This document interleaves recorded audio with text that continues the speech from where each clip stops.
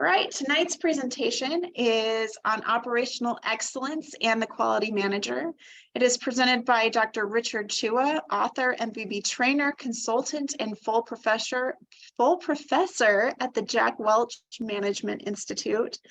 Dr. Chua is an author, trainer, and consultant and enables companies to design, control, and improve products, services, processes, and quality systems. His successes have been published as cover stories in the American Society for Quality's Six Sigma Forum and Quality Progress magazines, which he co-authored with the CEO of Samsung Electronics and with the operations executive at Genentech, now part of Roche, respectively. He is also the author of LinkedIn learning courses on operational excellence, Lean Six Sigma, and quality management. Dr. Chua is a certified master black belt in both Lean Six Sigma DMAIC and Design for Six Sigma DFSS DMADV. He was certified over 25 years ago by his mentor, the late quality guru, Dr. Joseph M. Duran. He has personally trained and certified over 10,000 champions, green belts, and black belts, and over 100 master black belts in Fortune 500 companies and multinationals in the Americas, EMEA, and Asia. All right, we welcome Dr. Chua to the floor and look forward to his presentation on operational excellence and the quality manager. Dr. Chua, I turn the floor over to you, sir. Thank you, Hillary. Let me share my screen.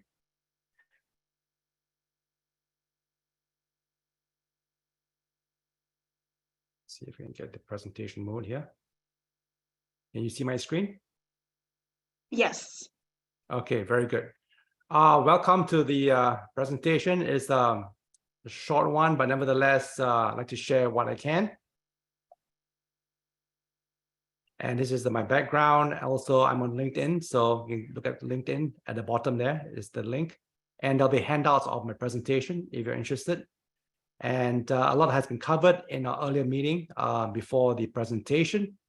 And just a quick note, basically, you can see for yourself here, also author and trainer and consultant currently as well. So check out the various LinkedIn courses. I'll show that in a few minutes. But nevertheless, there's a handout here that you can get from the ASQ folks in charge. And I won't repeat what we just covered, so let's move on. So what is operational excellence? Well, it means different things, different people, but essentially doing well operationally to compete. All right. What I've done here is to share a definition, if you will, for all intents and purposes. To be operationally excellent means everyone in your company wants to and is able to be effective and efficient in delivering value in the daily work. All right. So the underlying words have consequential meaning, meaning that you cannot achieve operational excellence unless the folks in your organization really want to do well. All right.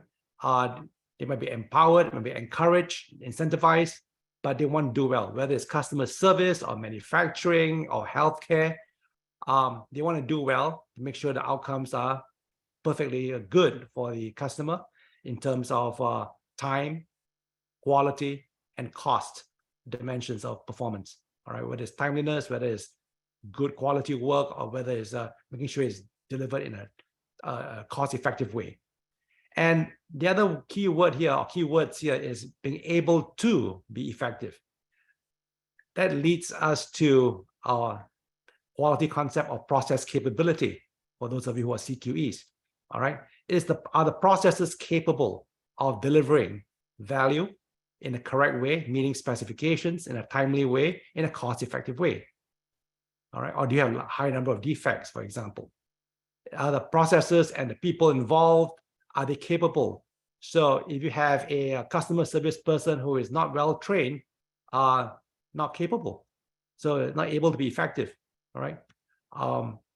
Also, are they able to be effective by way of helping the customer in terms of, for example, you check in at a hotel late at night after a long flight, and they say, sorry, sir, your reservation room is gone, reserved room is gone. we have no rooms left for you except for a smoking room. If you're a non-smoker, that's terrible. That has happened to me quite a bit in the past. But the question is the customer rep or the front desk person able to actually offer you an alternative? Have they been enabled to actually make things happen for you to ensure that the customer gets taken care of?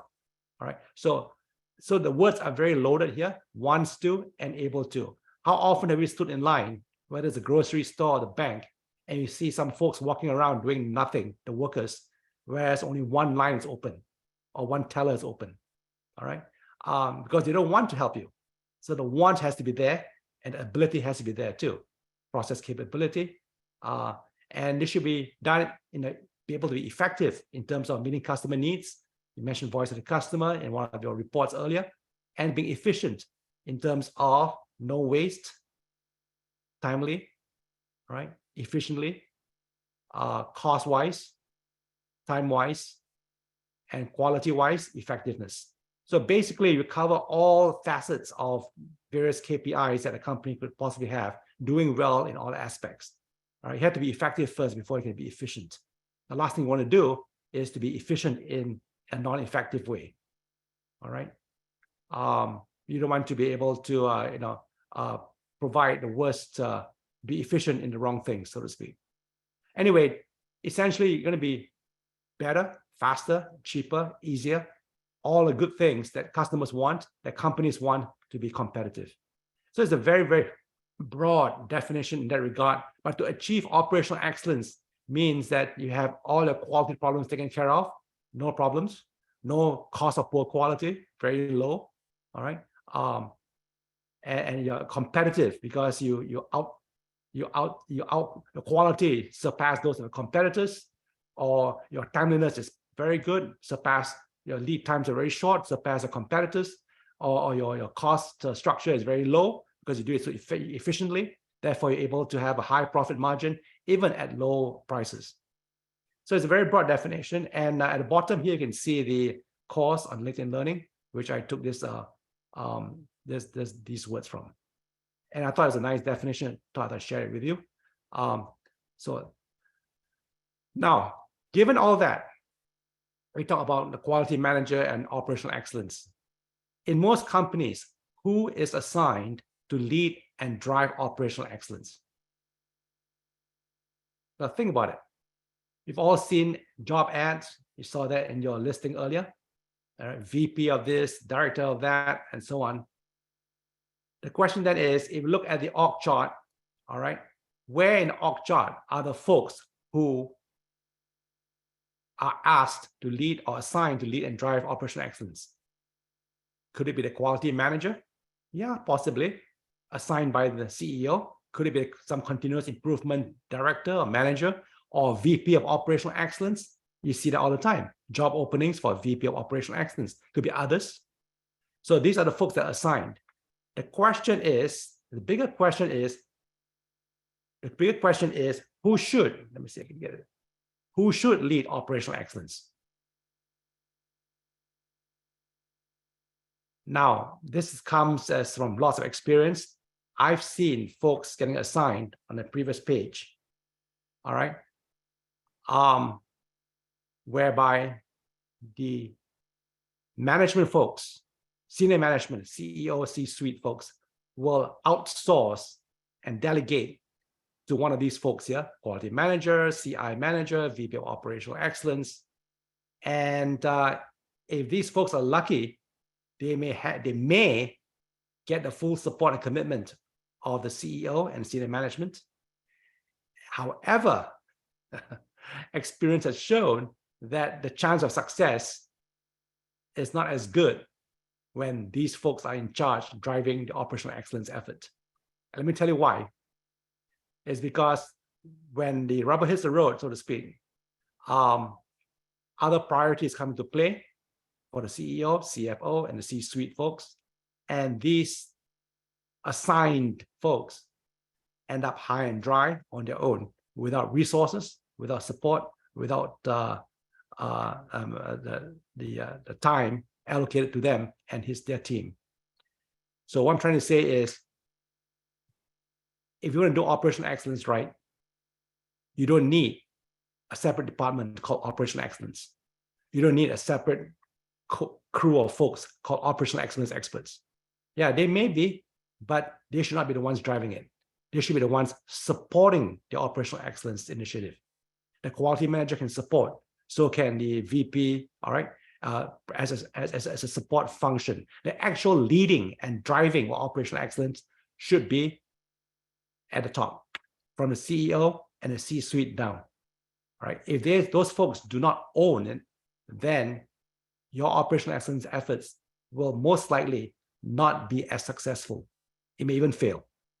All right, I'm not saying that it will fail, that it may fail and won't be as successful as if the effort was driven from the very top by the people in charge of the company, in charge of the various factories or various locations or various offices. So the line functions have to actually have a skin in the game to actually want to do it. Give an example. Let's say a factory, right? You have the factory manager or general manager of the factory or the division. All right. If he or she is not in charge, driving operational excellence, the poor CI manager, the VP of Ops Excellence, or the quality manager has no chance to succeed if the general manager or plant manager does not want to provide the resources or the time to actually help them drive operational excellence. However, if these are the folks, the line folks, the plant manager or general manager or the CEO or the division head, if they are the ones on the line for operational excellence success, if they're the ones who want to do this, then you will succeed. So my advice is it has to be driven by the people in charge, not the staff function folks. All right, it has to be the line function folks. If they are not in charge, you have an uphill battle as a staff member, trying to convince others to buy into it and so on. It'd be an uphill battle. And what's sad is that all too often you've seen the uphill battle or guerrilla warfare, if you will, trying to steal resources and time to get things done in order to reach targets. The targets set for operational excellence projects, whether it's Lean Six Sigma, Kaizen events, or whether it's quality initiatives or some kind of implementation of automation and so on, all those things have to be owned by the people in charge, the line function, the line manager, the plant manager, the GM, the CEO, and so on. Otherwise, if they don't own it, if they're not on the hook for it, chances are you will not be as successful. Worse yet, you might even fail. That's the experience I've seen. And when I work with clients, I always say, you know what, is the CEO want to do, does the CEO want to do this? Does the general manager want to do this? Does the plant manager wants this? And the answer is yes, then we can proceed successfully. If the answer is no, I'll walk away because you're going to fail. All right. And I had some clients where I said, Dr. Chua, don't worry about it. You know, we have a CI manager in charge of this, or CI director, or VP of Ops Excellence. You know, the trouble is, unless they are performing a role of a support role to actually facilitate things, provide expertise, but the decisions for resources and efforts and projects have to come from those in charge. There's a very famous line from Dr. Duran, the non-delegable tasks of senior management. And one of the key non-delegable tasks would be setting goals and driving such efforts.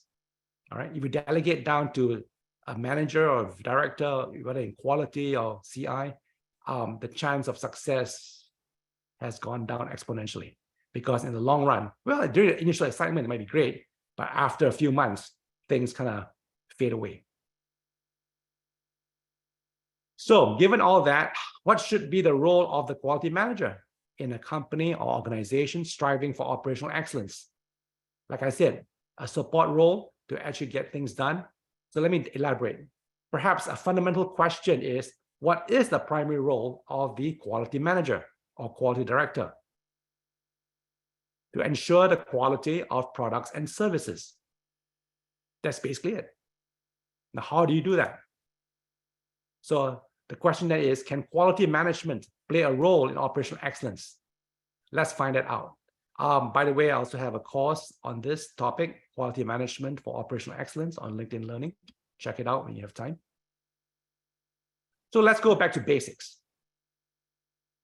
So the basic questions are, what is quality as part of quality management?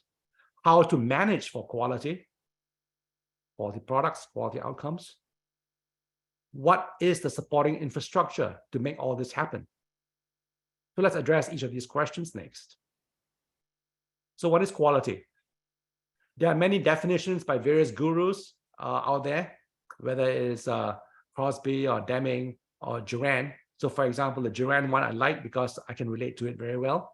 Fitness for use. All right. Quality is fitness for use. Is the product or service fit for use by the customer? Does it have the right features that are free from deficiencies? Whether it's services delivered with right features, free from deficiencies or defects, or products. All right. So think about it. All right. This is a very powerful definition for those of you in the know, as part of a CQE exam, or CQM exam too, for that matter. The right features are what customers want. So it has to be based on the voice of the customer, or customer needs, customer expectations. All right. Free from deficiencies. Yes, the features don't break down. So for example, having a fancy car with wipers on headlamps is nice, but if it breaks down after the first thunderstorm, those wipers do not work or get jammed up. That's no good. All right. Similarly, all right, make sure you have the right features. So for example, if I want to, I'm a contractor of building construction, let's say, and I have a choice between a Ferrari or a pickup truck. Which one is the right one for me, for my work? Not a Ferrari, as nice as it is. I need a truck, pickup truck, to get the right features that I need to carry my things around as a contractor. All right. So number two, how to manage for quality. Well, there are three universal processes for managing quality. This was first published back in 1986 and presented by Dr. Duran at the ASQ conference. In those days, it was called ASQC, at the 40th Annual Quality Congress back in 1986, where he introduced the concept of the quality trilogy. Today it's called the Duran trilogy. And this was published. I urge you to get hold of a copy of this article. It's a classic.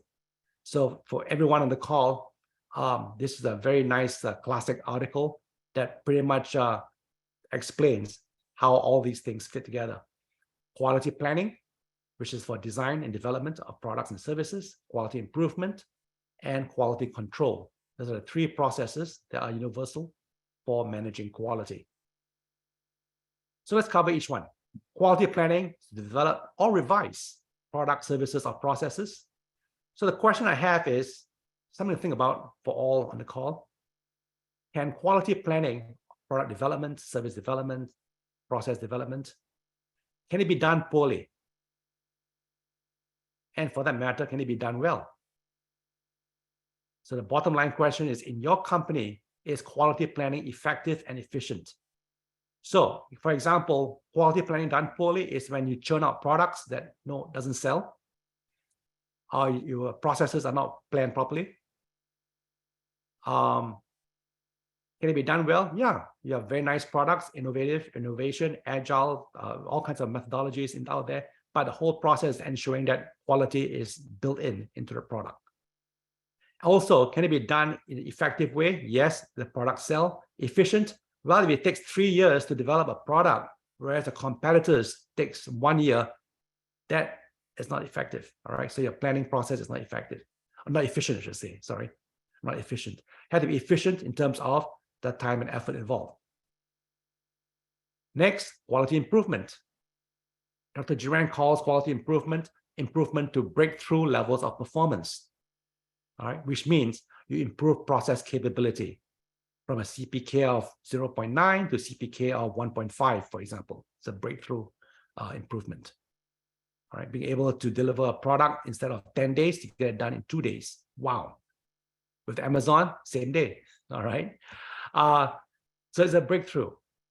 So how do you achieve quality improvement? Through various methods. You have Six Sigma, Lean, you have Kaizen events, you have various methodologies, all right, involved, everything else in between, continuous improvement efforts, and so on and so forth. Is it done well? Do those projects fail? Or are they clumsy? Oh yeah, we have projects working on that. It's been 9 months now, and we're still working on it. All right. Or we are still in the measure phase of DMAIC for the last 3 months. All right. Or worse yet, the improvement results are pathetic. All right. Or can it be done well in an efficient, effective way? So why do projects fail? Whether it's Six Sigma or Kaizen events or Lean or whatever, they fail because of lack of resources, lack of allocation of time and effort, lack of support, or lack of knowledge, lack of technology, and so on and so forth. So how well are these things done? So if you were a quality manager, you want to make sure that these things are done right and done well. Least exciting to the eyes for most folks is quality control, because it doesn't have the pizzazz or the fanfare. It's a boring thing. It's like being a goalkeeper in soccer, hockey, or whatever. All right. You get no credit for doing your job. All right. So basically, if no goals are scored against you, you get no credit for it. However, if any screw up, goals go through, the opposing team wins, you get blamed. All right. So quality control is not exactly sexy, for lack of a better term. People like quality improvement and design, quality planning. But quality control is critical, because without quality control, you have no quality services or quality products. Your improvement efforts will just go to waste. How often have you heard, oh yeah, we did a Lean Six Sigma project on that area and that work sanitation or that process, and we had fantastic success. When we finished the project, we reduced defects by 30%. However, 6 months later, those defects have crept up. All right. We did not hold the gains. It wasn't sustainable. So how do you ensure the performance, the gains are sustained? Or if you are doing implementing processes or manufacturing products, make sure that performance is according to plan, based on the quality plan that's done in quality planning during product development. Right. So you have the usual tools, SPC, process control plans, and so on and so forth. All right. Now, so yeah, we have quality control, we have SPC, we have process control plans, but take a look at the quality of those control plans.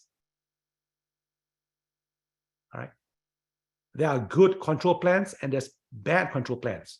So for example, if the control plan calls for action to be taken, call supervisor. Next thing, call supervisor, go down the list of the control plan. That's pathetic, because there is no ownership. The employee at the front line is not empowered, not trained to actually take care of business, take care of any deviations, for example. So the control plan has to be done right. So the quality of the control plan is essential, for example.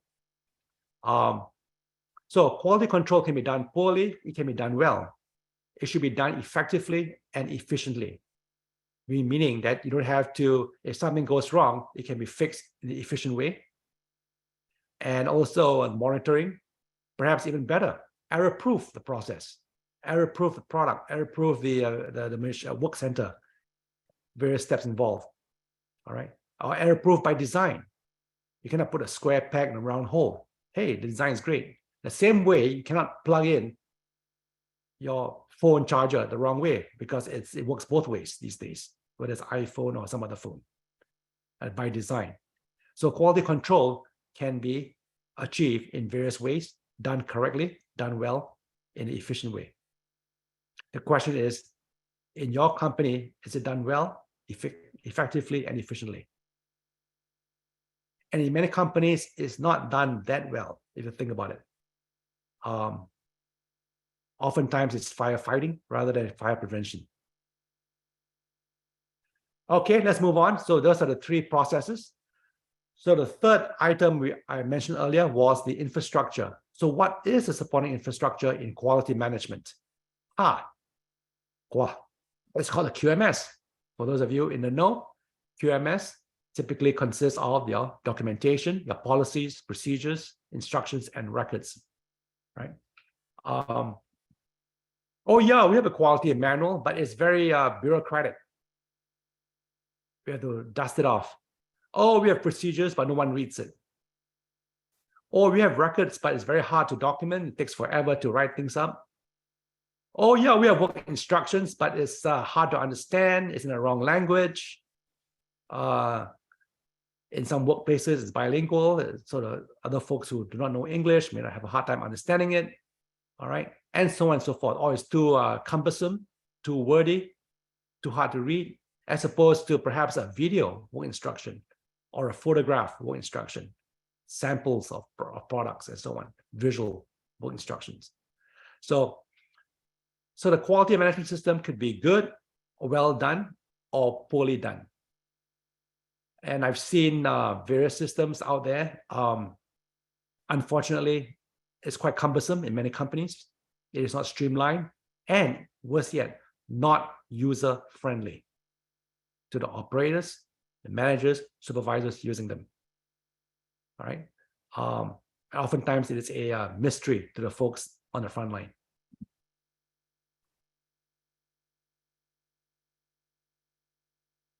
So what you want is a QMS that supports the universal processes that we mentioned earlier, quality planning, improvement and control, which means that it enables it to happen right, whether it's product development, design, or whether it's improvement projects. So for example, you could put in your procedures in a QMS, how projects should be identified, selected, approved, and launched. All right, who's involved, and so on and so forth. Or design reviews in design development, QP, or in QC, how is QC done?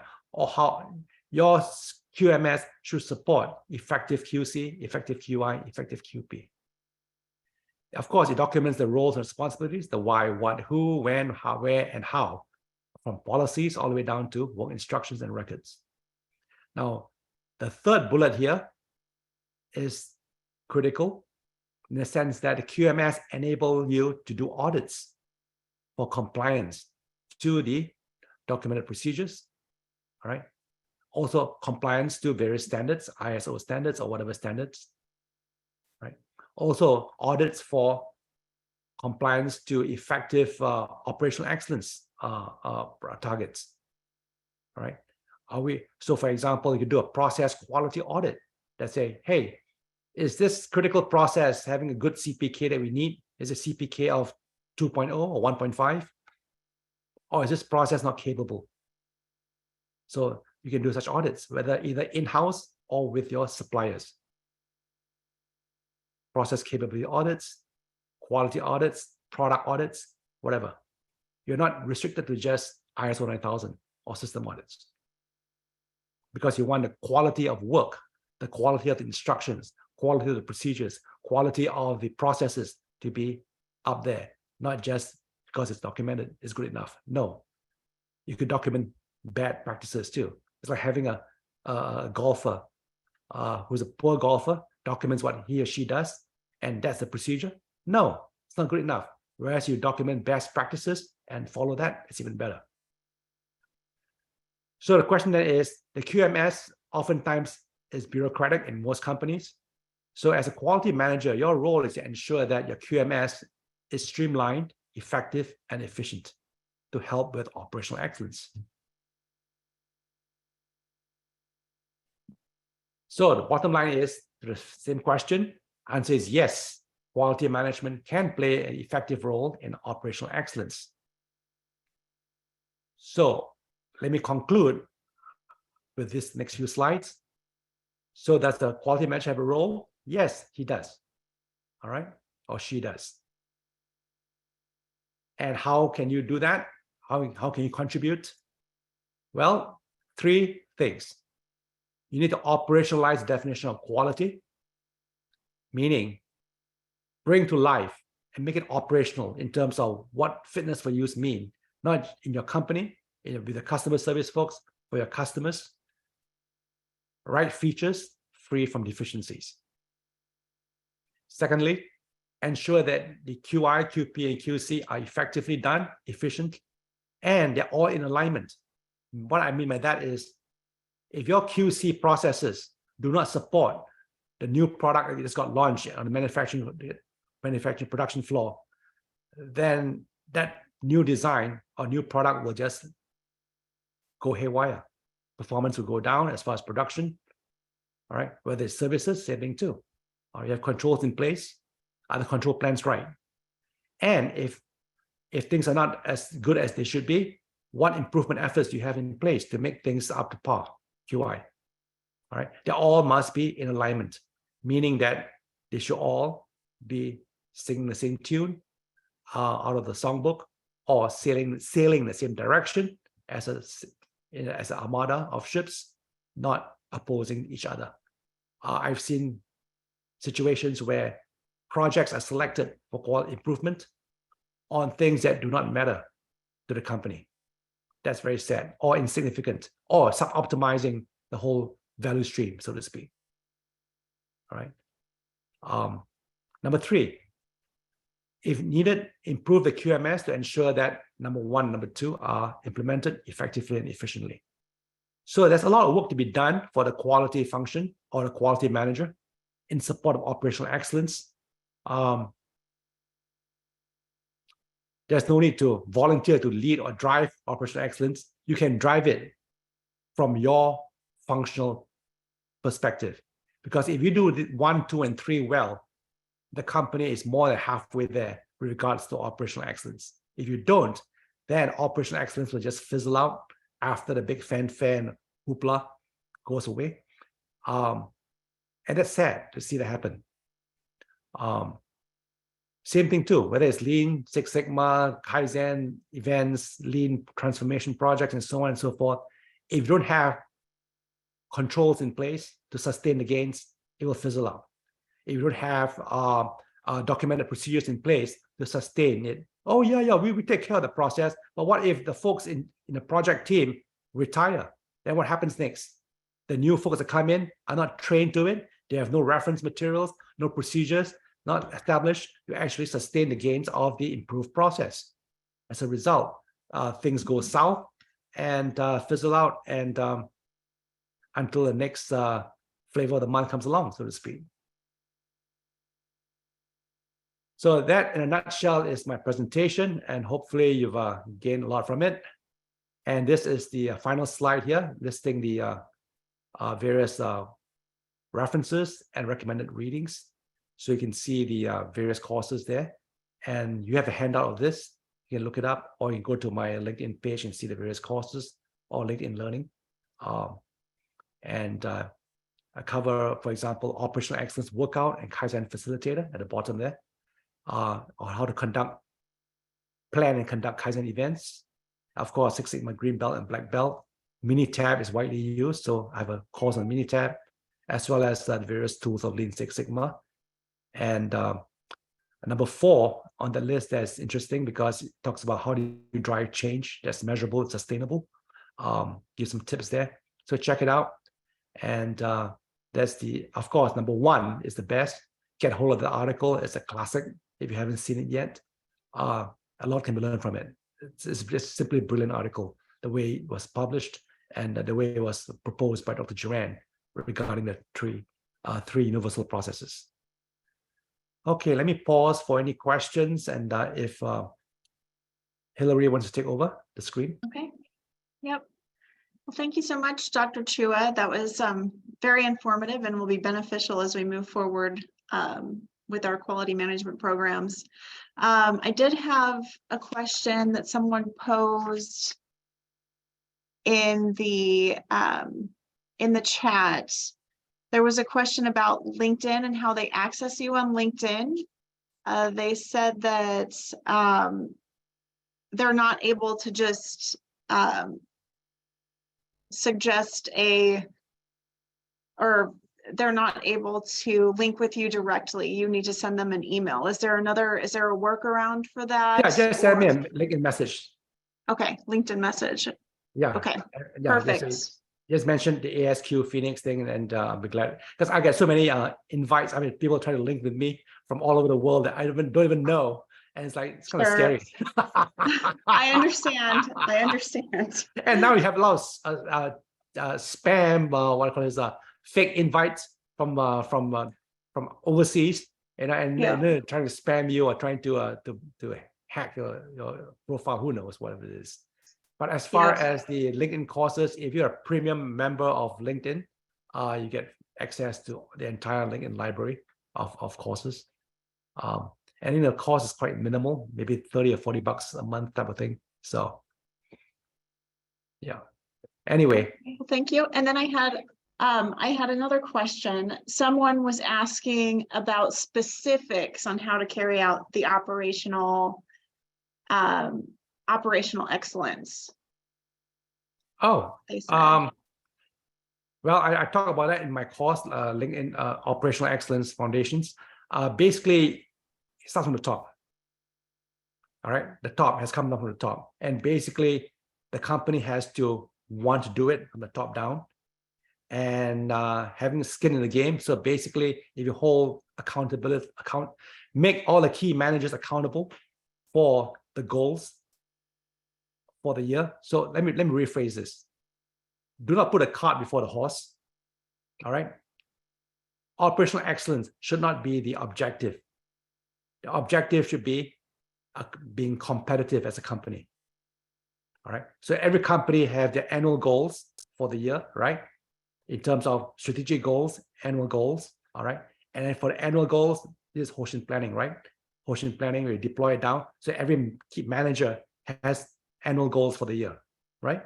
Oh, reduce cost by X%, improve delivery time by Y%, or whatever it is, and so on. All those goals, whether you're in R&D or whether you're in delivery or whether in supply chain or whether in production, they all have goals, the key managers. So the question then is, as a quality manager or a continuous improvement person, ask those managers, how in the world do you guys or y'all plan to achieve those goals? Oh, well, hope for the best. All right, that's where you say, hey, for these types of goals, perhaps we can reduce costs using or reduce lead time or improve quality through various projects like Kaizen events, Lean, Six Sigma projects, make or design projects, and so on and so forth. Or it could be installation of automation and so on and so forth. All right. So what I'm trying to say is those goals should be broken down into projects. They need to be done to achieve those goals. So if I have a goal of saving $1 million, let's say, okay, and these 5 projects tally up in total to $1 million savings, hey, I'll do these 5 projects for the year. And that's where the improvement, someone mentioned bite size, all right? The famous phrase, how do you eat an elephant? One bite at a time, right? Mm-hmm. Bite size. So those projects are bite sizes, if you will, to actually achieve your annual goals. So what I'm trying to say is, do not have a goal for operational excellence and put it out there, and then you'll be left high and dry on your own. You should say to the folks, what are your annual goals in your regular work as a general manager, as a plant manager, as a department manager? Okay, I have these goals that came down to me. Okay, then how do you plan to achieve those goals? Through various operational excellence initiatives or projects. All right. Now, having said that, all right, there also must be infrastructure in place to just support those things. All right. KPIs or metrics and performance indicators, as well as rewards and incentives, should all be aligned as a company to actually achieve the annual goals and the strategic goals of the company. If that is not in place, you have a much bigger problem. See what I mean? Mm-hmm. So, for example, if the procurement department, true story, I went to a client in Southeast US. It's hot and humid.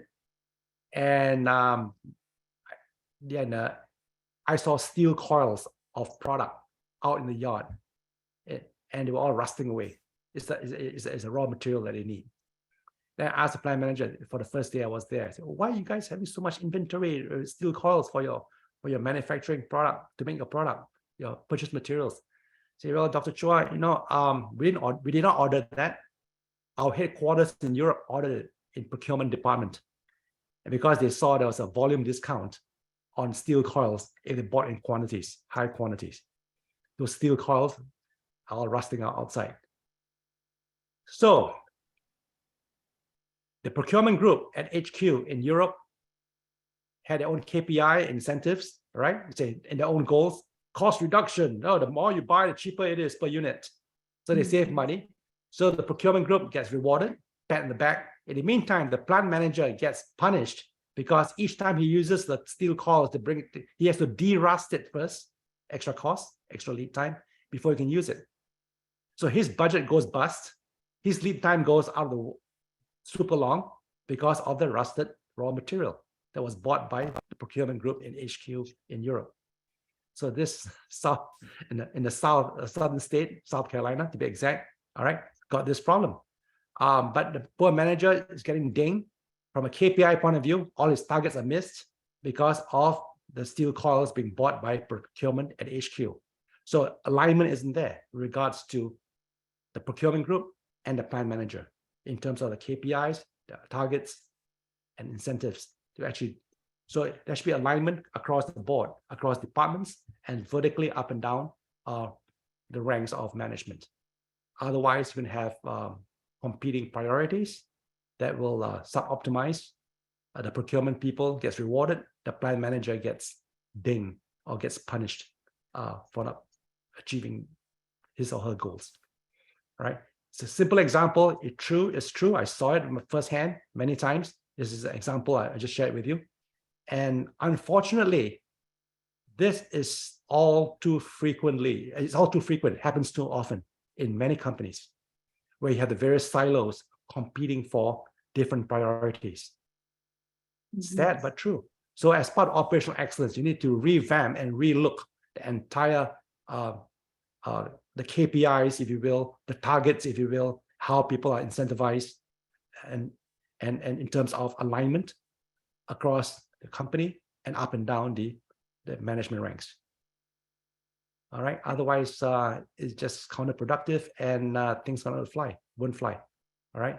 It's a classic example, right? In the old days, we had the quality manager wants to ensure that only good quality product goes out, but the production manager said, forget it. I have to churn this product out and get it on time to the customer. If it's bad, we're just going to do a refund later on.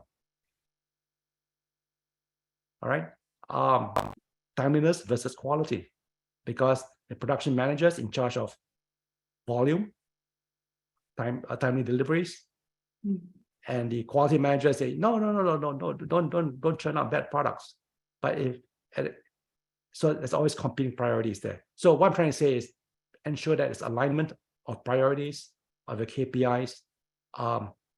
If I'm incentivized for X, it's incentivized for Y, right? Push comes to shove, we have different priorities. And next thing you know, we are competing at odds with each other. And that happens all too often. And the only people who can change that is the CEO and the senior management suite.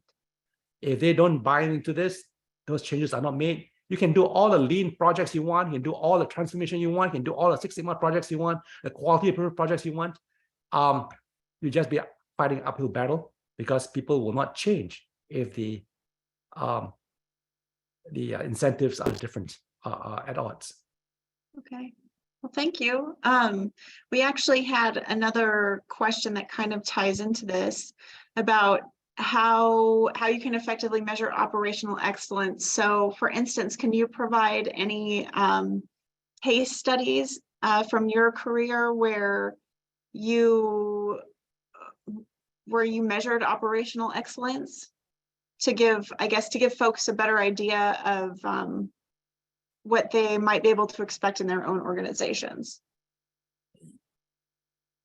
That question is a loaded question. The reason it's loaded because it's loaded for me to say the wrong things. That is a common misconception. Oh, let's measure our quality effort. Let's measure our operational excellence effort. No. You measure results. Don't measure activities. All right. So that question, the way it comes across is you're measuring activity. Forget activities, measure results. All right. So the results are what? No, it's not a matter of what you achieve. It's a matter of how effective you are in running the company. So the company itself have their own objectives. Oh, this year we increase market share by X%. This year we're going to reduce defects by Y%. This year we're going to do whatever, increase deliveries by X% and timeliness by whatever increasement. So all those metrics, all those KPIs are those targets, if you will, all right, as part of the annual goals. How well the company achieved the annual goals, that is the indicator of success, not the measurement of activities. All right, let me give you an example, measurement activity. Oh, last year we had 3 Six Sigma projects. This year we have 6 Six Sigma projects. We have 100% improvement in our operational excellence efforts. No, projects don't mean squat, it's those activities. What are the results? How much do you save in terms of reduction in cost of poor quality? All right, improvement in delivery performance, gaining market share. Those are the true measures of success for the company, i.e. operational excellence is just a means to help make that happen. It is not an end in itself.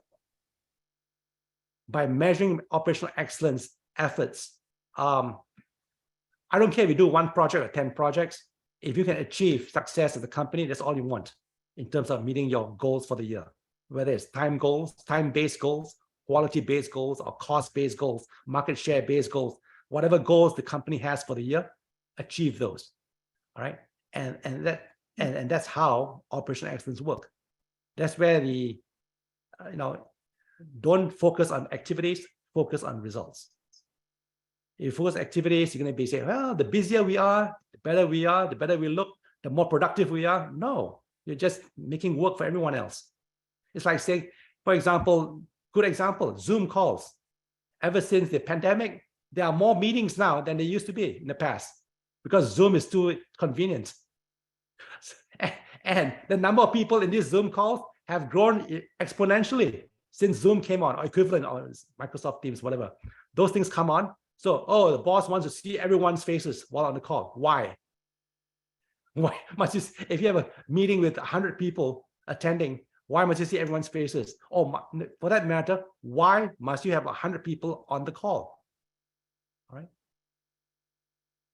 How often have you guys been to meetings? Again, being efficient, right? Effective, where if the meeting did not take place, it makes no difference on the outcome, i.e. useless meetings. All right. How many of you have been to meetings where if you were not present at the meeting, nothing was lost? You did not lose anything, you didn't suffer anything in terms of results, real results. Of course, the boss takes attendance. It's a different result. That's more of a policing effort there. But other than that, efficiency and effectiveness. So measure results, right? What are we getting from this meeting? What are we getting from operational excellence? Is to be successful as a company, be competitive, to do things better, cheaper, faster, easier, more efficiently, more effectively, gain market share, and so on and so forth.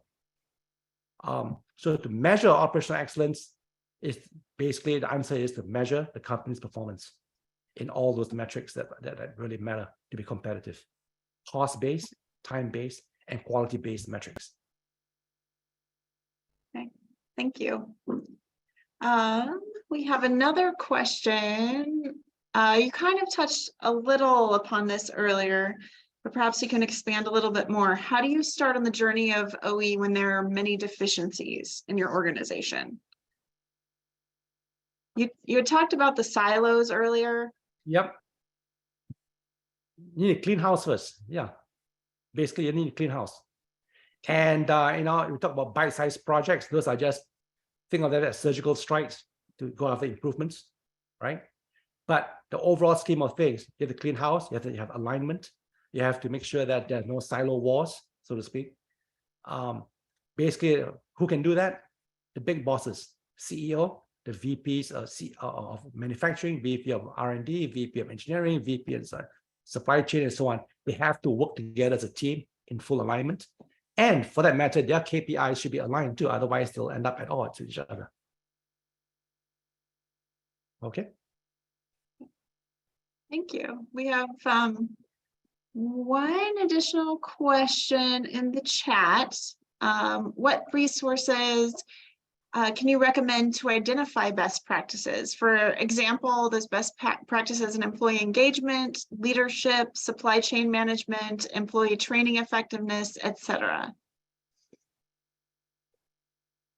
There are a lot of books out there, a lot of publications, resources, websites, and so on. My advice is to look at successful companies, and that's where the best practices are. The ones who are really successful don't talk much about it. The ones who are not so successful like to brag the few successes they have. Give an example, Danaher. Danaher Business, Danaher is a company, D-A-N-A-H-E-R. They have a Danaher business system. It's a classic example of what a good operational system can do to be successful, to make a company successful. So check it out, Danaher business system. Of course, you know about the Toyota production system, all right? And so on. And many of these successful companies do not have buzzwords. They use what's theirs. They name it their name. So there's ownership, whether it's Toyota production system, TPS, or whether it is Danaher business system or Volvo operational system. Various companies they internalize it. There is no legal requirement to call things Lean Six Sigma project or Kaizen event. Call it whatever name you put it. Quality improvement project. Call it improving deliveries project. Internalize it. Do not use labels that are foreign to your company. Right? So do what's right for your organization and just adopt best practices and best tools and techniques as needed. Apply them. Don't be stuck with names and buzzwords. Okay, thank you. I think that, let's see, let me see if there are any other questions in the chat.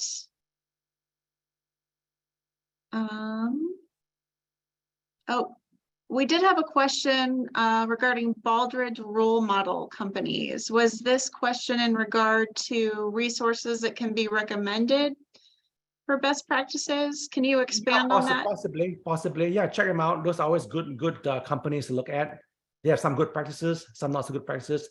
And again, once again, look at successes, market share, type of thing, rather than just someone winning an award. Some of these in the past winners have gone downhill and disappeared over time. So that calls into question. So go for the actual result, performance result, business results, stock prices. Those are the ones who do well. Okay, very good. Perfect. Well, thank you for inviting me. Appreciate it. Yes, thank you, Dr. Chua. This was very informative, and we look forward to putting into practice some of those things that you discussed this evening. Okay, you're welcome. Thank you for taking time out of your day. We really appreciate it. Glad to be of help. Bye-bye now. And have a good night. Good night. All right. For those of you still on the call with me, I do have a few more announcements, and Dr. Chua, you are welcome to stay on as well. Let me share my screen again.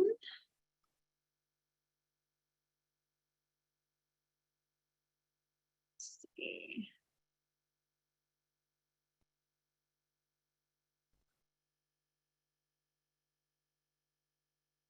Oops.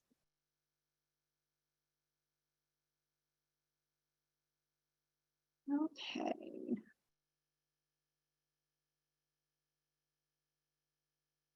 All right.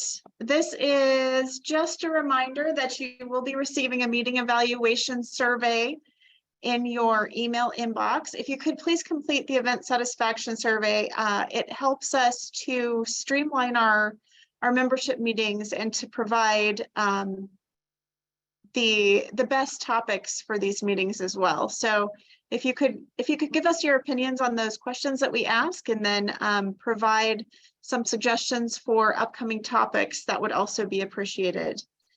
And then you will also be receiving a RU certificate from our VOC chair, Daniel Marsh. So be on the lookout for that as well. For 2023, we have a few things on our program schedule to look forward to. We are hoping to do 8 hybrid meetings overall. That's in-person and virtual meetings, 2 per quarter with a guest speaker. And just so you're familiar with that, this is what we consider a hybrid meeting. And then we were also hoping to do 4 in-person only meetings with a guest speaker. We missed our in-person meeting for the second quarter, but we will be resuming that in the third quarter. And then our goal is to conduct at least 1 tour of a company, a winery, a brewery, which will also be in-person only. And our first tour is scheduled for June 24th, and it is open to all ASQ Phoenix section membership. It will be a tour of the Santan Gardens Brewery. The tour fee is complimentary to ASQ Phoenix members. You are encouraged to bring guests with you. Guests will be required to pay a $10 entrance fee, which is a discounted fee from their normal $15 to $20 entrance fee.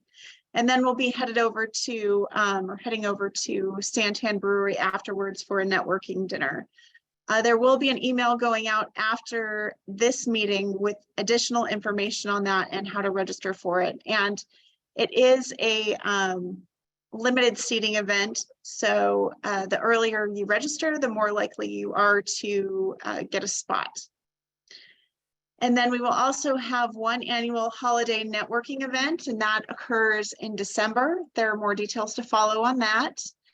And then our next program meeting will be on July 13th. It will cover root cause analysis and troubleshooting, and it will be presented by Gary Jing, who is a quality manager at Onto Innovation. If you are into social media platforms, you can find the ASQ Phoenix section on the following platforms. We are found on Facebook, on LinkedIn, Twitter, Instagram, and YouTube. You can also visit our website at myasq.org, communities, home 244. We saw part of that website earlier in the meeting announcements. Prior to closing this meeting this evening, are there any final thoughts or questions from those of you in our audience?